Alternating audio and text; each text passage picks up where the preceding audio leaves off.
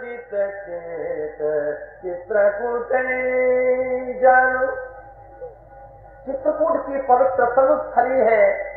चित्रकूट अति विचित्र पावन मई अति पवित्र मुनि ऋषिवर साचंदवास कीर्तन उलमारताय क्रोध कामिनी वर विधान करत गान भारत धन मान प्राण। ऋषिवर का समूह निवास करता है और प्राण और तन का समर्पण करके गान करता है, इसलिए प्रकृति पायल बजाती है। जरे ना जर झिंग झिंग झिंग, जरे ना जर झिंग झिंग झिंग जल तरोगिनी। चित्रकूटयति चित्र पावन मन मणि पवित्र। भगवान राघवेंद्र स्वयं आज अर्चन करने जा रहे हैं भगवती पराम्बा का, जिनके चरणों की लालिमा में संपूर्ण अग्नि तत्व विराजमान है, जिनके चरण के एक जलबिंदु में सप्त समुद्र विराजमान है, जिनके रजकण में चरण के संपूर्ण पृथ्वी तत्व विराजमान है, जिनके स्पंदन में 49 मरुत विराजमान है और जिनके पायल के घर में सामगान है। ऐसे पराम्बा के अर्चन में आज हमारा स्वामी स्वयं लग रहा है। लक्ष्मण जी से कह दिया थोड़ा पहरे पर हो जाओ, मैं स्वयं पुष्पार्चन करूंगा, पुजारी आप स्वयं पूजा करेगा, इसलिए निजकर भूषण नाम बनाए। अगर आप याद रखो, जिसने वाक्यांश का काम शास्त्र पढ़ा है उसे मालूम है कि काम में आदर को ताक पर रख दिया जाता है। काम में आदर को ताक पर रखा जाता है। आदर देखो, स्नेह का ही रूप है, स्नेह का ही रूप वात्सल्य रस है, स्नेह का रूप ही दाम्पत्य प्रेम है, स्नेह का रूप ही श्रद्धा है। देखो, स्नेह का ही रूप मैत्री है, मगर श्रद्धा में हम चाहते हैं जिस श्रद्धे के प्रति हम श्रद्धा करें वहां 1000 आदमी और श्रद्धा करें, मगर जिससे हम प्रेम करते हैं वहां किवाड़ा बंद रहे, वहां कोई खड़खड़ा नहीं सकता, वहां किसी की प्रयास नहीं है। प्रेम करी अति सातरी। जिस बच्चे के प्रति हमारा वात्सल्य, मुन्ना हमारा राजा है, इसे सब कहे मुन्ना हमारा राजा है, हम चाहते हैं उसका सब प्यार करें। देखो, तो जिनके प्रति श्रद्धा होती है उनके प्रति आदर भाव होता है। भगवान राघवेंद्र जानकी जी के साथ आए हैं। जानकी जी परम शक्ति हैं, इसलिए आज भगवान राघवेंद्र जो अर्चन कर रहे हैं वो खंड लाते हैं। सीतई पहिराए प्रभु सादर। आदर भाव पूज्यों के प्रति होता है। स्वामी रामकृष्ण परमहंसदेव ने शारदा मैया को पीठ पर बैठाकर नवरात्र में सांगोपांग अर्चन किया, दान किया, आरती किया, लोग देख रहे थे। भगवान राघवेंद्र ने कई दशमी कई दिवाली बीत गई, ऐसी संगनी कौन होगी जो जंगल में भी आकर मुदित हो। हाँ, आपके साथ सब सुख प्राप्त है, ऐसा कहने वाला कौन मित्र होगा। वास्तव में भार्या मित्र मित्र, जो थोड़े में दुख निपटा दे वो मित्र होता है। हाँ, हम तो चना ही ला सके घर में, मगर चने का सेव भी बना दिया, चने की कचौड़ी भी बना दी, चने का बेसन का लड्डू भी बना दिया, बर्फी भी बना दी।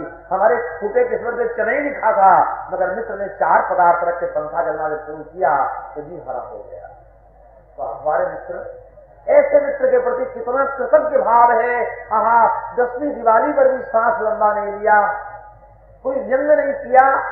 ऐसे मित्र का अवश्य अर्चन करना चाहिए। जिसने स्वयं अपने को समर्पित कर दिया तो मैं भी उसके सामने समर्पित हो जाऊंगा। भगवान ने आज अर्चना आरंभ किया। अरे आंख दूसरी होती है, स्वर्णकार की आंख और होती है, स्वर्णकार की वृत्ति और होती है। सोना आया, प्रधान मालिक बैठा था, कहा बेटा रामू रामू, कहा पिताजी घबराने की बात नहीं, लंका दहन हो गया। और बेटी का सोना था, बेटी का सोना घर पर आया था, मगर रामू रामू ने 2 बार कहा, उतार गया। पिताजी क्या कह रहे हैं उनका, लंका दहन पहले ही हो चुका, घबराने की बात नहीं है। तो आंख अलग अलग होती है, डॉक्टर की आंख अलग, देखो जुआरी की आंख अलग, मगर ये सत्संग की आंख है। यहाँ गलत बात नहीं है, पहले लोहे की कढ़ाई बन के पिट चुके हैं, ठुक चुके हैं, तपाए जा चुके हैं, इसलिए आज आंच पर बैठकर पूरी उतार रहे हैं। अगर नुमाइश की कढ़ाई होते तो जल गए होते। गुरुओं ने ठोका है, पीटा है, तपाया है, तब आज ठोक कर आंच पर रख दिया कि पूरी उतर रही है। गान की गान लोग पा रहे हैं, मौज आ रही है। जुआरी स्वयं तिनक ले रहा है, सर्वस्व खो चुका है, अगली पीढ़ी से कहता है जुआ खेला करो। अगर पिताजी ने कहा बड़े जुआरियों को पहले भोज देना और छिप के सुनना वो क्या बोलते हैं तब जुआ खेलना, तो जब वो छिप के सुनने लगा तो कहा यार क्या कहें, 12 पिता मकान ना सब सरवा चला गया, दरिद्री हो गए, बाहियात काम जुआ, कहा हमरो फारम संबंध हो गया, क्या कहें बाहियात काम है। जब वो सामने आए कहा देखो एक दांव लगाओ 5 लाख मिलेगा, हमारी बात मानो। उन्होंने कहा जोशी जी से पूछ कर जुआ खेलेंगे। खेलना तो था नहीं, पिताजी ने कह दिया था कि जुआरियों की बात सुनकर जुआ खेलना, मगर संतों की बात में जुआरियों की तरह रास नहीं है, यहाँ विकास है। अनेकों महानुभावों ने इस सत्य की अनुभूति की है, आंख दी है। जयंत ने देखा यही भगवान है, ये सजा रहे हैं, अरे इनकी प्रियतमा सबसे सुंदरी यही तो है, मगर श्रृंगार कर रहे हैं। अरे मित्रों याद रखो, प्रियतमा को भी श्रृंगारित करना आवश्यक है, मगर ऊंची दृष्टि होनी चाहिए। हमको कार्य भक्त की बात याद आती है। कार्य भक्त तो शाही परिवार के थे और संतों से जब मिलने गए उन्होंने पूछा हमारा भी कोई रास्ता है। उन्होंने कहा तुम्हारा प्रिय कौन है? बोले केवल पत्नी। बोले उसी का श्रृंगार करो। खूब श्रृंगार किया। एक दिन श्याम सुंदर के शरीर में सजा दिया, दे दी मुरली हाथ में, लगा दिया मुकुट मोर और सरकने लगी वो विभोर हो गया। दौड़कर पहुंचा महापुरुष के पास, कहा अरे ये जिस छवि को हम देख रहे हैं वास्तविक छवि है कि वास्तव में नकली छवि? कहा नहीं वास्तविक छवि है, वो वृंदावन बिहारी लाल वास्तविक है, उसी का तुमने एक बिंब देखा है, प्रतिबिंब भी देखा है, उसका बिंब भी देख सकते हो। और वो बिहारी जी के द्वार पर सपत्नी पहुंच गया। प्रवेश निषेध था तो उसने फरियाद लिखी, मुशफक सफीक रफीक दिल दोस्त मेरा, मेरी नजदीकी हकीकी ख्याल कीजिए, निहरवाल कदरदान आला तो जहान बीच मुझसे गरीबों के गुनाह माफ कीजिए, कारे करार पड़ा तेरे दरबार भी अटकी है नाव, अब तो जरा गौर कीजिए, हिंदू का नाथ तो हमारा कुछ दावा नहीं, जगत का नाथ तो हमारी सुधि दीजिए। आहा, देखो दाम्पत्य जीवन में भी वैकुंठ का आनंद प्राप्त होता है। पति पत्नी दोनों संतुष्ट रहे तो क्या पूछना है। अरे वैकुंठ इसी धरातल पर है प्यारे, यही आनंद है। ऐसा मालूम पड़े कि वैकुंठ का प्रसव हो रहा है और संतान ब्रह्मा विष्णु महेश हो गए, और क्या चाहिए।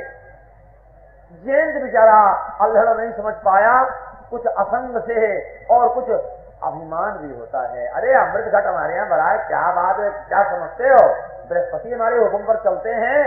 अरे चल रहे हैं, कब तक चल रहे हैं। यम नियम सुरलोक लोकेश लंकेश वसनाश अत्यंत भीता। जब तक आप में संयम नियम है तभी तक आपके सब अधिकार में है। संयम नियम भूल जाइए, दुनिया आपको भूल गई। आप याद रखिए, आपकी वंदना नहीं हो रही है, आपके यम नियम की वंदना हो रही है। आप ऐसे हैं, आप ऐसे हैं, आप भूल जाइए उसे, आपको लोग भूल जाएंगे। अब आप देखो, कुसंग करो तो पहली बात ये कि नीचे जाओ, अधोगामी बनो, पहली बात। अरे जयंत तो सोचिए, जिसके यहाँ खजांची कुबेर, जिसके यहाँ शासन करने वाला यम, या विचार करो, जिसके दरबारी अग्नि, या विचार, जिसके दरबारी भगवान शिव, जिसके दरबारी ब्रह्मा, ऐसा ऐश्वर्य जिसका इंद्र का, उसका एकलौता बेटा, उसको भी क्या बुद्धि आई, बनने भी चले तो कौआ बन गए। अरे विचार करो, सपति हो पक्षी चंडाला, कुमार्ग में जाओ तो पहली बात ही जरा तो देख तो नहीं रहा है, नहीं कोई नहीं, ऐसा मन में होता। कुमार की ओर जाते ही पहले डर लगता है, कोई देख तो नहीं रहा है। और सन्मार्ग की ओर जाओ, एक बार सिन्हा साहब कथा सुन रहे थे, किशन जज, और वो चतुर्वेदी जी आते थे, वो लोग कथा बोले, कथा सुनने का लाभ कब होगा। संजोग की बात, वो चारों जो अधिकारी आए तो चारों का जूता घेरे चुरा लिया बाहर। सिपाही ने दौड़े कहा, मुझे चारों जने की जोड़ा गायब हो गया, और घबराने चारों है। स्टेशन जज और वो हमसे बोले, महाराज जी देखिए जूता हमारा गायब हो गया, हम गाड़ी बैठी, अभी चोर को पकड़ता हूँ। बोले, कोई आपने अपराध शास्त्र पढ़ा है? मैं कुछ नहीं पढ़ा हूँ, मैं तो कुछ जानते ही नहीं, शून्य हूँ, कुछ पढ़ा लिखा नहीं हूँ। बैठिए, अब लोग घबरा कैसे पकड़ते हैं। कथा हो रही थी, सब श्रोता बने थे, एक श्रोता उसमें जो था वो चंचल बहुत था। हमने उसी की तरफ हाथ जोड़कर कहा, मेरा भैया सब काम करना, किसी का जूता नहीं चोराना बाबू।